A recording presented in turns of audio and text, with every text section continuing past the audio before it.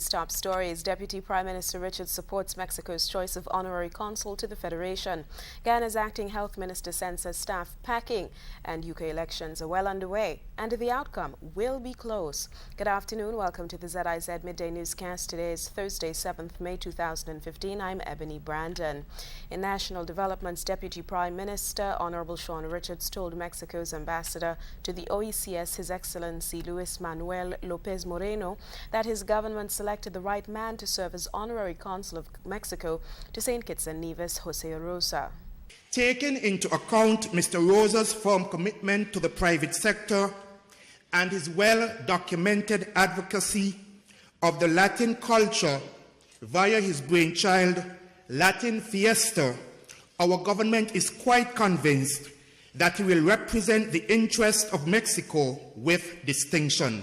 Richards praised Rosa for his work in improving relations between St. Kitts Nevis and South America and said he should be credited for the partial scope agreement which now exists among the Twin Island Federation, Brazil and Ghana.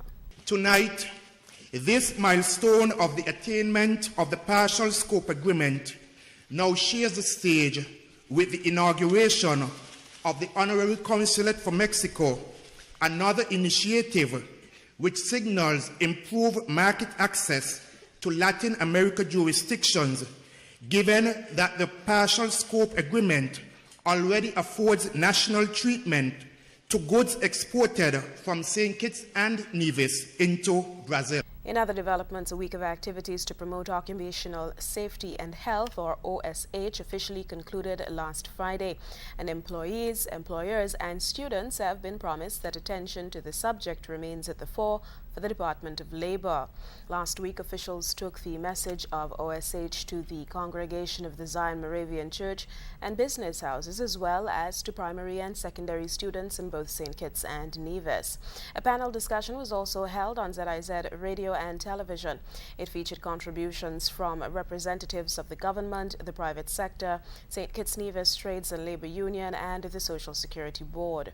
Based on feedback from the week-long activities, Labor Officer Jacqueline Shiverton Pemberton said it was a very successful public engagement. She singled out the interactions with the primary schools in St. Kitts and the Gingerland and Charlestown High Schools in Nevis and said the discussions were stimulating. The week of activities was organized as part of the international commemoration for the World Day for Safety and Health at Work, observed annually on April 28th. Finally, in national developments, this hour ZIZ Radio 96.1 FM and ZIZonline.com will provide live coverage of today's press briefing for next week's Association of Caribbean Commissioners of Police annual general meeting and conference. The May 11th to 14th gathering will be held at the St. Kitts Marriott Resort and is being hosted by the Royal St. Christopher Nevis Police Force. The press briefing will commence at 1 p.m. at the Police Training School. Turning our attention to regional developments, Ghana's Acting Minister of Health Jennifer Westford has sent home the entire Secretariat staff who worked with the former Minister Dr. Barry Ramsran. The Health Minister's Secretariat staff on Brick Dam in Georgetown were sent packing under controversial circumstances following a meeting they had with the Acting Health Minister, Dr. Jennifer Westford. Westford took over the Health Ministry when Dr. Barry Ramsran was sacked for threatening to slap and strip the activist Charlene Nagir. In fact, Nagir, who was protesting today in front of the office of the president, spoke about the reports of Ramsran being still on the job. I mean, I only, if he's still at work, I hope he's addressing the case of Teresa Laltu, who lost her baby daughter at West End Hospital, or at Public Hospital. Yeah, I mean, it's hard to trust anything that comes out to these politicians' mouths, especially now. It shows that they tell you one thing and do another. So it's you don't expect much, but you expect a little bit more. So it's disappointing, but not surprising. Capital News understands that Ramsaran, who was given marching orders a week ago, was still in the habit of communicating with his staff, and the staff were supporting him in doing so. As a result, Westford convened a meeting with the Ministerial Secretariat, 6 persons in all, and told them to proceed on their annual leave immediately.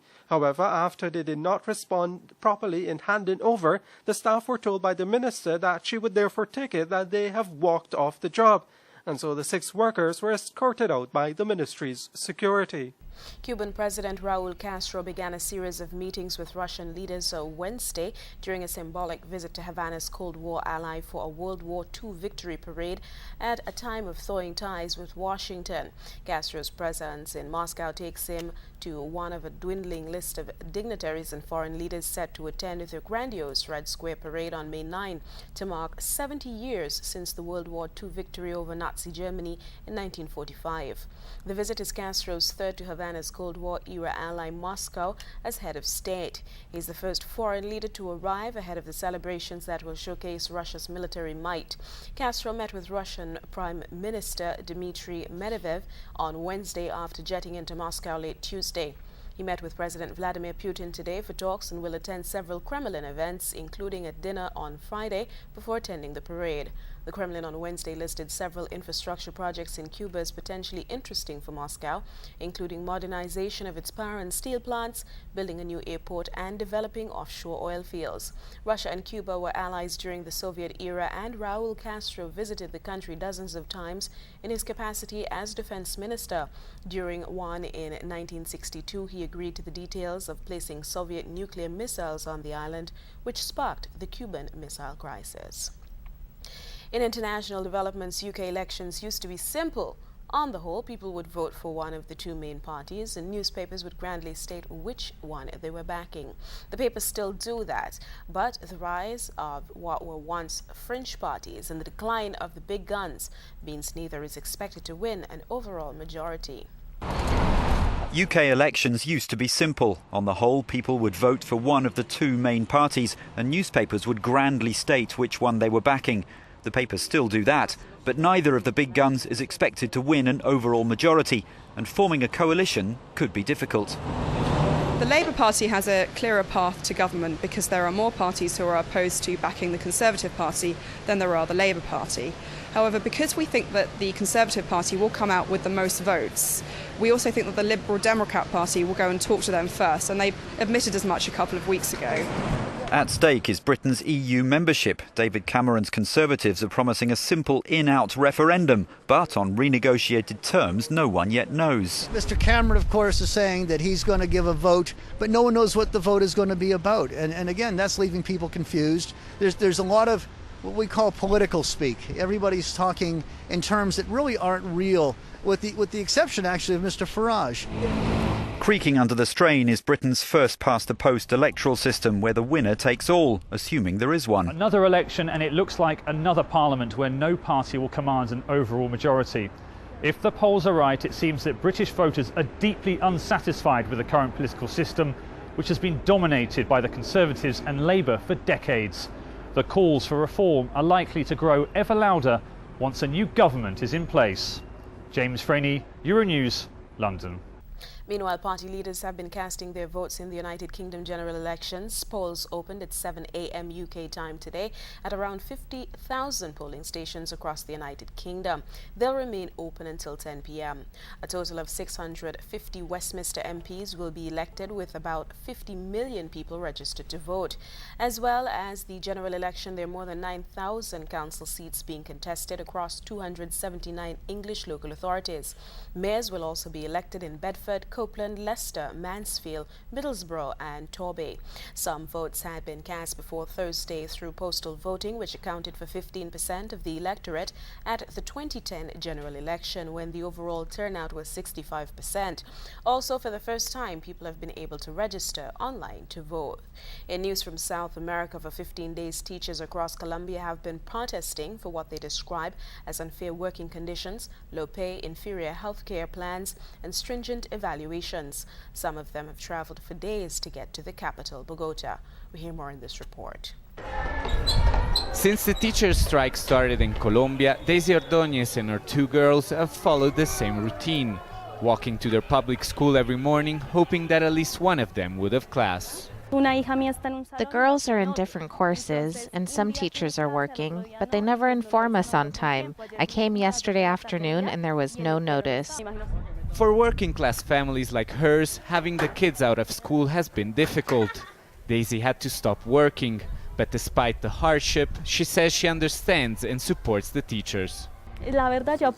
I support the strike because the demands are fair. Our school's infrastructure is precarious. Each class has around 45 students. It's impossible. For 15 days, teachers across the country have been protesting for what they describe as unfair working conditions, low pay, inferior healthcare plans, and stringent evaluations. Some of them have traveled days to get here. We're just asking for our conditions to be leveled to those of other public employees, and we're fighting to preserve and improve public education. Teachers in Colombia make between $500 to $900 a month, and their purchasing power has fell by 28% in the last decade.